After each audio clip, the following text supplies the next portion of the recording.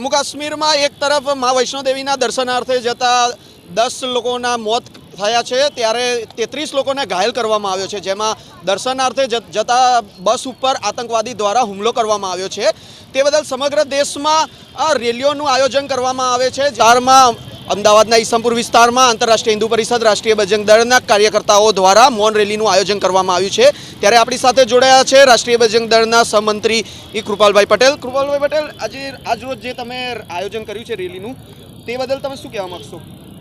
જે વૈષ્ણોદેવી દર્શન કરવા જઈ રહ્યા હતા તો તેમની પર ઘાત લગાવીને બેસેલા આતંકવાદીઓએ તેમની બસ ઉપર હુમલો કર્યો હતો, જેની અંદર આપણા 10 જેટલા હિન્દુઓ શહીદ થઈ ગયા હતા અને 33 જેવા લોકો ઘાયલ થઈ ગયા હતા। અને જમ્મુ કાશ્મીરની અંદર આ પહેલી ઘટના નથી, આ અઠવાડિયાની અંદર આ ત્રીજી ઘટના બની છે જે રીતના આતંકવાદી હુમલો થઈ રહ્યો છે। તો અમને પ્રશાસન અને સરકારથી એક જ વિનંતી છે કે દેશની અંદર જે રીતે આતંકવાદ વધી રહ્યા છે તેની ઉપર કંઈ કંટ્રોલ લાવવો જોઈએ, તેની પર એક્શન લેવી જોઈએ।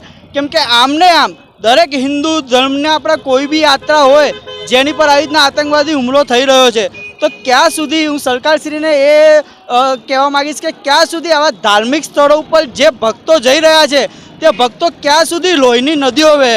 તો આ જે આતંકવાદ જે લોકો છે તો તેની પર કડકથી કડક કાર્યવાહી કરવી જોઈએ અને ક્યાંથી આ લોકોનું ટેરરિઝમનું જે બધું સ્પોટ ચાલી રહ્યું છે જેની પર કાયદેસર એક્શન લેવી જોઈએ। અને જમ્મુ કાશ્મીરની અંદર બીજી વસ્તુ એ બી કહું કે જેની અંદર ફાયરિંગ થઈ રહી હતી અને જેની અંદર એક આપણા આર્મીના જવાન બી શહીદ થયા છે અને આર્મીના 8 જવાન જે છે જે બહુ ગંભીર રીતે ઘાયલ થઈ રહ્યા છે। તો આની ઉપર જે ટેરરિઝમ જે વધી રહ્યું છે, જે આતંકવાદીઓ વધી રહ્યા છે, જે ધાર્મિક સ્થળો પર આવીને હુમલા કરી રહ્યા છે તો તત્કાલમાં તત્કાલ એક ટીમ બનાવીને તે પર જરૂર એક્શન લેવી જોઈએ। એક તરફ નરેન્દ્ર મોદી ત્રીજી વખત વડાપ્રધાન પદે આવે છે અને સાંજે શપથવિધિ હોય છે અને સવારના સમયમાં આ ઘટના બની છે, તે બદલ તમે સરકારને શું સંદેશો આપવા માગશો? સરકારને એક જ સંદેશો આપવા માગીશ, જે આપણા માનનીય વડાપ્રધાન શ્રી નરેન્દ્રભાઈ મોદી જે છે આપણા પ્રાઇમ મિનિસ્ટર, એમને આજ સુધી દેશ માટે ઘણું સારું કામ કર્યું છે। તો જેમને એક જ વસ્તુ કહેવા માગીશ કે આપણે સાહેબ જે રીતે દેશની અંદર ટેરરિઝમ વધી રહ્યું છે બરાબર, તો તેની ઉપરનો કોઈ કંટ્રોલ લાવવો જોઈએ।